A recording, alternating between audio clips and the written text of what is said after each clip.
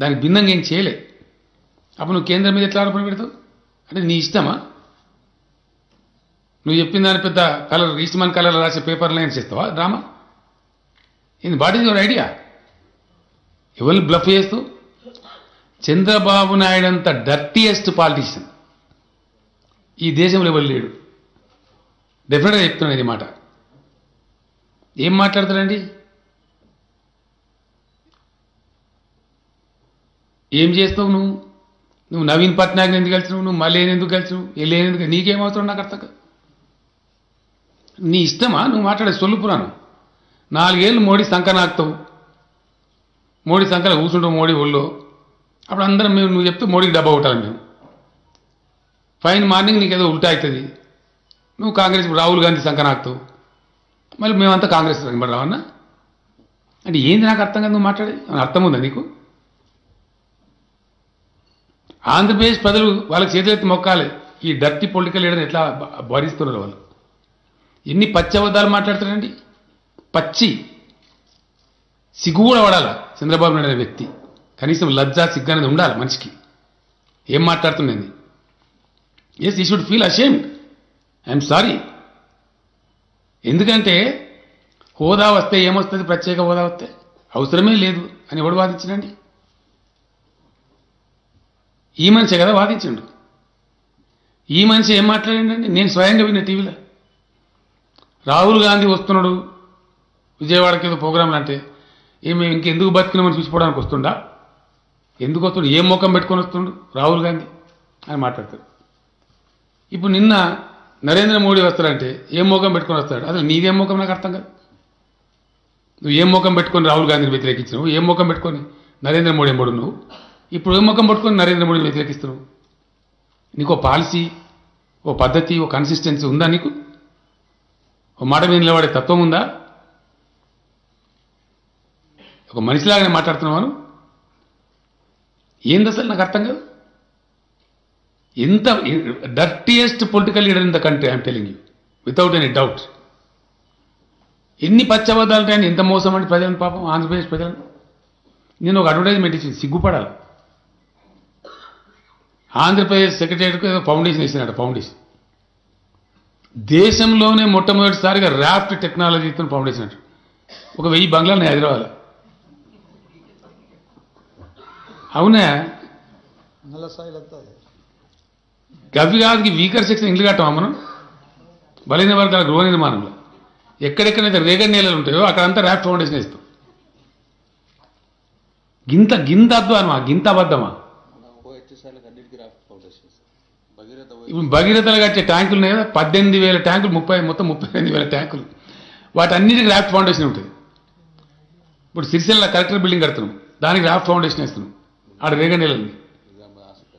Nizamabad hospital కూడా ఇప్పుడు raft foundation కడుతున్నారు. ఆల్రెడీ కట్టింది ఆల్రెడీ. హుస్సేన్ సాగర్ చుట్టూ బిల్డింగ్లు ఏమైనా హైదరాబాద్ ఆ రైల్వే ట్రాక్ యువతల దిక్కు అన్ని ర్యాఫ్ట్ ఫౌండేషన్. మీరు రియల్ ఎస్టేట్ ఏమైనా చెప్పారు సంగతి మీకు. దానికి గింత పేపర్లలో పెద్ద అడ్వర్టైజ్మెంట్. ఇంత పచ్చబద్ధమా? ఇంత మోసమా? ఈ అబద్ధాల మీద బతకాను ఈ రాజకీయం అంటే ఇంత ఏది పడుతుంది ఎప్పుడు పడితే అప్పుడు మన ఇష్టం ఉన్నట్టు మాట్లాడచ్చు. డబ్బా కొట్టి నేను బాకాలు ఉన్నాయి, గంతే ఏం లేదు. ఓ 2-3 బాకాలు ఉన్నాయి కాబట్టి ఎస్, నిజంగా కొడతలేరా డబ్బా? బాకాలు ఉత్తలేరా? ఆయన చెప్పేది నిజమనుకునే భ్రాంతి కలిగేటట్టు రాస్తారు వీళ్ళు. ఆ ఫోటోలు, కలర్ ఫోటోలు, కథలు. ఎంత దుర్మార్గం మనిషి అండి. Use and throw number 1.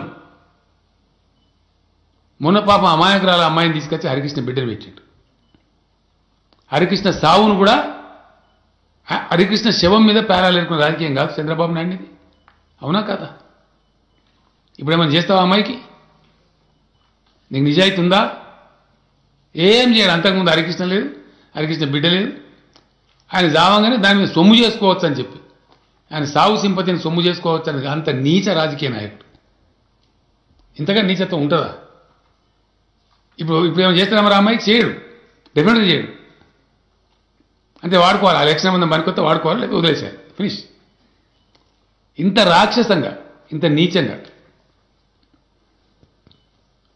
Supreme court తీర్పు వచ్చి ఎన్ని రోజులైందండి అసలు హైకోర్టు విభజన మీద కూడా ఇప్పటికి 45 రోజులైంది. నువ్వు ఎక్కడ పండుకున్నావు? సుప్రీంకోర్టు జడ్జిమెంట్ ఏమన్నా ఫ్లౌట్ చేస్తారా? ఇంకా ఎబో సుప్రీంకోర్టు ఏమైనా ఉంటుందా ఇండియాలో? దాన్ని చేయాలంటే ఓన్లీ రాజ్యాంగ సవరణని పార్లమెంట్ చేయాలి, ఇంకెవరు చేయలేరు. సుప్రీంకోర్టు తీర్పు వచ్చి నీ కోర్టు ఎప్పుడు సెపరేట్ అయిపోయింది, జనవరి 1 నుంచి పోవాలని చెప్పి నీకు తెలియదా? నువ్వు ముఖ్యమంత్రి కాదా? నీకు చీఫ్ సెక్రటరీ లేదా చెప్పడానికి పరిజ్ఞానం లేదా? హడావుడు ఎట్లయిద్దండి ఇది? ఇంకో మాట ఏంటంటే నువ్వు ఎన్ని రోజులు బ్లఫ్ చేస్తావు? నేను ఇలా అసలు సంగతి చెప్తున్నా. ఇప్పుడు ఏం చేస్తానండి, దిక్కుమాలిన శ్వేతపత్రాలు విడుదల చేస్తాడు. అలా ఏం డబ్బా కొట్టుకుంటాడు? ఎందో చేసినట్టు, ప్రపంచంలో ఇక్కడ చేయనట్టు, వేరే రాష్ట్రం చేయనట్టు డబ్బా కొట్టుకుంటాడు. ఇంకో పక్కన నేను శిల్ప సంఘం, నాకు ప్రత్యేక హోదా కావాలి. నీ హోదా కరెక్టా, నీ శ్వేతపత్రం కరెక్టా? ఏది కరెక్ట్? ఏది నమ్మాలా జనం? ఇంత బ్లఫా, ఇంత పెద్ద మోసమా? నేను మీడియాని కూడా ప్రార్థిస్తున్నా, దయచేసి ఇంత డర్టీ రాజకీయ నాయకులను చీచి చెండాలి మీరు. ఎవరైనా కావచ్చు, ఏ పార్టీని కావచ్చు, మంచిది కాదండి, సమాజానికి మంచిది కాదు. ఇటువంటి దుర్మార్గపూరితమైనటువంటి, విషపూరితమైనటువంటి పచ్చి అబద్ధాలతో కూడుకున్న రాజకీయం ఎవరికి కూడా శ్రేయస్కరం కాదు, ఇది మంచిది కాదు. అవసరం ఉంది. ఇంకొక పక్కన మీరు ఒకసారి చూస్తే 2 రాష్ట్రాలు విడిపోయిన తర్వాత, అన్నాదమ్ములు విడిపోయిన తర్వాత ఎవరి కుంపటి వాళ్ళదే. కష్టపడితే సుఖపడతారు, ఎక్కువ సంపాదించుకుంటే ఆనందంగా ఉంటారు. అయితే అదే సమయంలో ఏదైనా కలిసి పనిచేస్తే ఒక న్యూ ఎనర్జీ కూడా వస్తుంది. ఇద్దరు ఐకమత్యంగా ఉంటే ఐకమత్యం చాలా బలాన్ని ఇస్తుంది. ఒకప్పుడు 42 మంది ఎంపీలు ఉండేవాళ్ళు ఆంధ్ర రాష్ట్రంలో. దగ్గర ఒక 18 మందో 16 మందో రాజ్యసభ మెంబర్లు ఉండేవారు. ఇప్పుడు 2 రాష్ట్రాలు విడిపోయిన తర్వాత తగ్గిపోయినాయి. కానీ ఏ సమస్య వచ్చినా నేను ఒకటే చెప్తున్నాను, నాకు ఆంధ్రప్రదేశ్ అనే తెలంగాణని కాకుండా 2 రాష్ట్రాల ప్రయోజనాలు, తెలుగు జాతి ప్రయోజనాలు కాపాడడానికి ముందరుంటాను. కొంతమంది ఆలోచిస్తున్నారు గొడవలు పెట్టుకుంటే సమస్యలు పరిష్కారం అవుతాయని. గొడవలు పెట్టుకుంటే నీళ్లు రావు, సమస్యల పరిష్కారం కావు, అభివృద్ధి జరగదు. దానివల్ల లాభం కంటే ఎక్కువ నష్టం వస్తుంది.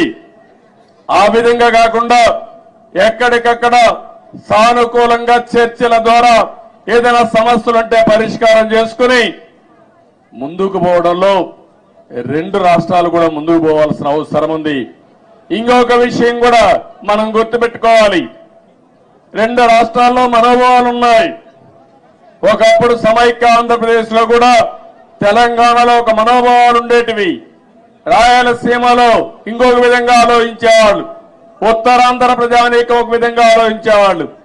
దానికి కారణం ఎక్కడికక్కడ సమస్యలు, అక్కడుండే ప్రత్యేకమైన పరిస్థితులు ఉంటాయి.